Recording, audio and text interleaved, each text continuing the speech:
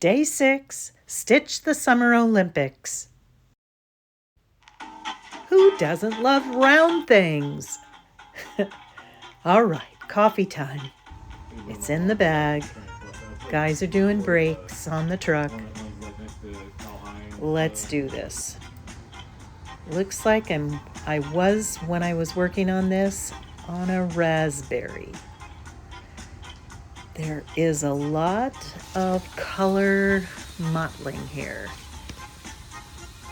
Where am I? Okay, it would appear I'm on that top left one. No problem, I've got that. What color do I have threaded through my needle so that I'll know what symbol I'm looking at? Good thing I'm out here in the daylight. It is very obvious when it is not a match. Okay.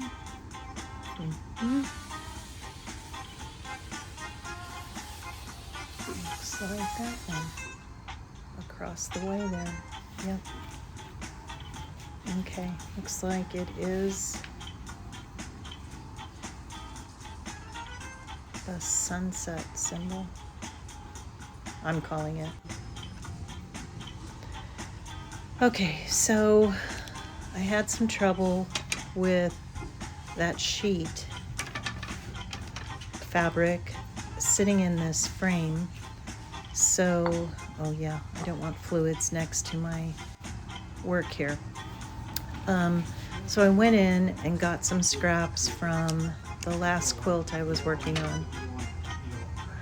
And I'm gonna put it back in the frame here. And yes, it does seem like it's working successfully. All right. Here is what it looks like. And there are lines to show you not only embroidery, but where to do your quilting. It is highly important, if you want to keep going on this, that it stays dry. I don't want it stained either. I don't mind if it gets soiled with my hands working on it, because it's going to get bathed eventually. Okay, looks like I'm working on X and how many there are right there. Okay, going down. Hello, Allison here. This is Stitch the Summer Olympics, and I am here to report on day 6, 7/31, July 31st, on cycling, the day of cycling. And it is to stitch something that has circles or roundness. And I selected my berry lap quilt. Looks like this. It's by Buscella. It's a 2005 copyright date, and I am currently working on the raspberries.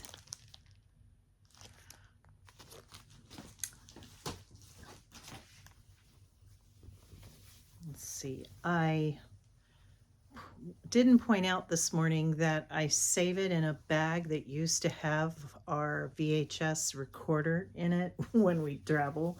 I made this little bag back in the day. Let's see. So I have strawberries done, blueberries done, and so this morning I worked on one raspberry. I also have been focusing on quilting Santiago Louis, his quilt. The nice thing about this pattern is that it shows you where to place the quilt lines, and that'll be beautiful and fun. I said that I'd like to share with you some of the things that I know about the Eiffel Tower, and I've had some experiences there. Probably less than when I've been there on student tours.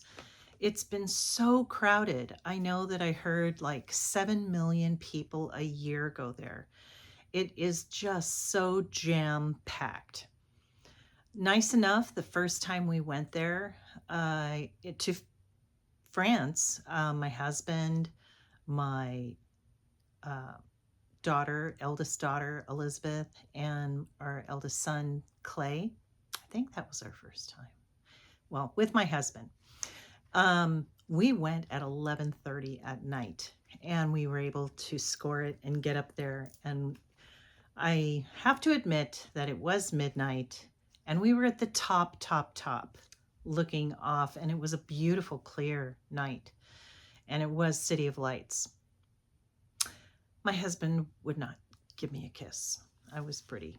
Not that I didn't ask, so it's not his fault. I just, one of those things. I just remember, like, Anyway, some of the things that I know about it is that it was a push by the creative arts post or in the later 1800s.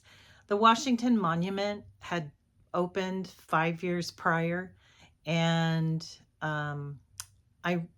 ironically enough, Gustav Eiffel was inspired by a wooden structure in New York City.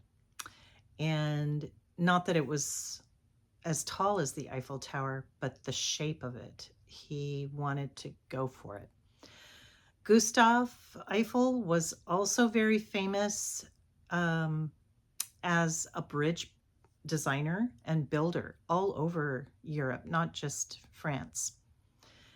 There are many famous bridges still around with credited to him. I wrote some notes. The Washington Monument is 555 feet tall, and the Eiffel Tower is 984 feet tall, or 300 meters. Pretty awesome. The bottom of the Eiffel Tower, the whole like 4 legs before you get to the 2 levels that you see, those legs are wrought iron. Like, think of your wrought iron pans. It's wrought iron. And I remember a tour guide telling us that just the legs were there with the first platform, if it was a chair, the size of a chair, and an elephant came and sat on it, it wouldn't break, because it is so unbelievably engineered, so strong. And I know it's metal, and they paint it with something called Eiffel Tower brown paint. And like the Golden Gate Bridge, they never stop. It just goes from one end to the other, keeping up with fighting rust. It also expands and contracts, I think, 5 centimeters a day in just its living in the sunshine and then in the cold. There were 300 builders who worked on it. This is 80s. They put a lift on each one of the legs that is curved. And it's just, when you get in it, it's so smooth and so mind-blowing that you're going up this thing that looks like a giant kid's play toy. Let's see. Oh, you can't go all the way up. You have to get off on the second floor. The first floor, if you want to go to the restaurant. The second floor, you have to get off, and because you're going up the legs, each one of the legs has an elevator The south one, east, west, north, and south, the south one only goes to the restaurant, but the other three go up to the second, and you all have to get out there, go to the core, the center, and wait for those elevators that take you up that skinny center. And that's a ride. There are stairs up the whole, of course, but when my daughter and my friend Tammy bought their tickets to walk up, not wait for the elevator, it's a way cheaper price. But you only get to go to the second level. It was the tallest building then after the Washington Monument for 40 years until the Chrysler Building. They planned to have it stand for 20 years. Gustav Eiffel, I don't know if it was he leased it or used the land to build this tower, and any profits that came from this land and tower, royalties he got to keep. Reminded me of like Shakespeare. I get the door. And it was supposed to come down in 1906 or 1909, sorry. But then by that time, 1909, it had started to be used for radio telegraph, meteorology, astronomy, underground. Oh, there was an underground radio station under in the basement of one of the legs. And it was very vital for contacting ships at sea. It was the one place in mainland Europe that they could transmit information to people on the English Channel and on the Atlantic. Many citizens of Paris were against the plan to build this, what they felt was a monstrosity, aesthetically unpleasing. It would ruin it, the city. It would be such an eyesore. And I guess one of the main architects, very famous architects, called it a truly tragic street lamp. A giant, truly tragic street lamp. Eiffel had a secret apartment on the very top floor, which I know the first time I heard about that reminded me of Walt Disney at Disneyland. Had his apartment above the train station, by the train station above the firehouse. Oh, when we went up to the top, I know that you could check out that apartment. It's like a historic walkthrough. You can walk by windows and see it, but it was so crowded, and I'm sorry, the view was so magnificent. That's all we wanted to look at. As you walk around, it's all fenced, so you can't, do something crazy. There are cities, like if that's the direction of Sydney, Australia, if that's the direction of Washington, D.C., it tells you how many kilometers and miles those locations are from the Eiffel Tower.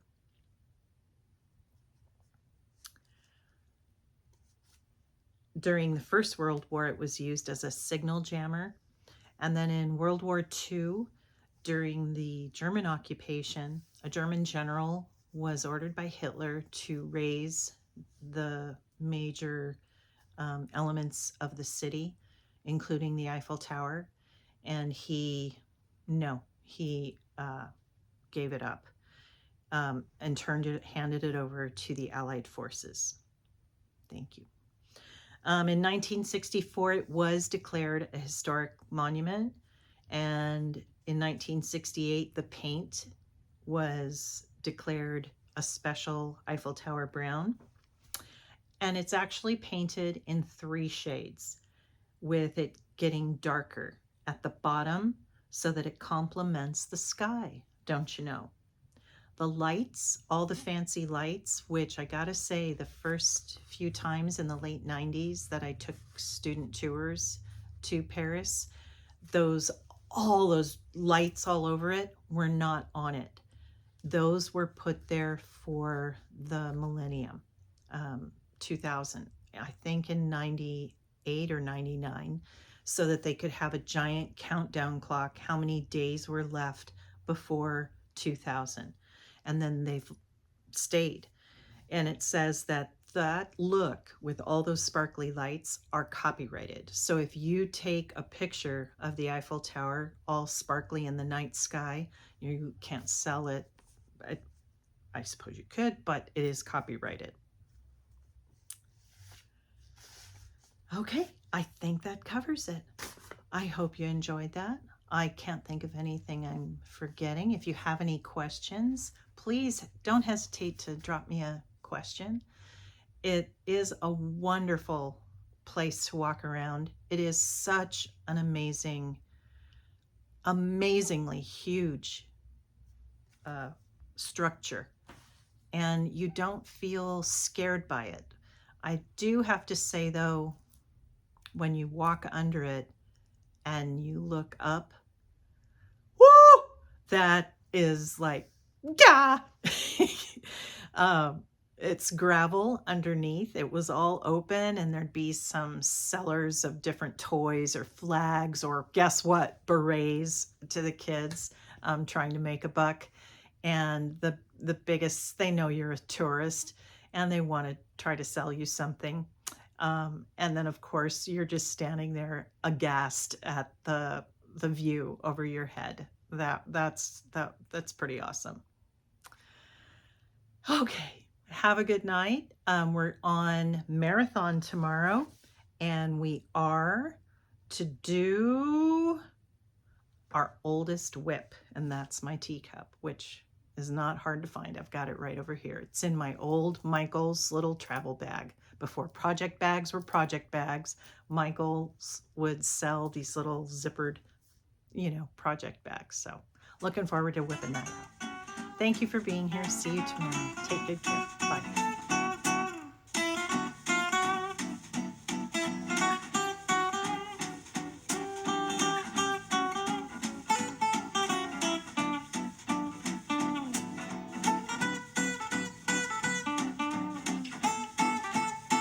This was April 2003.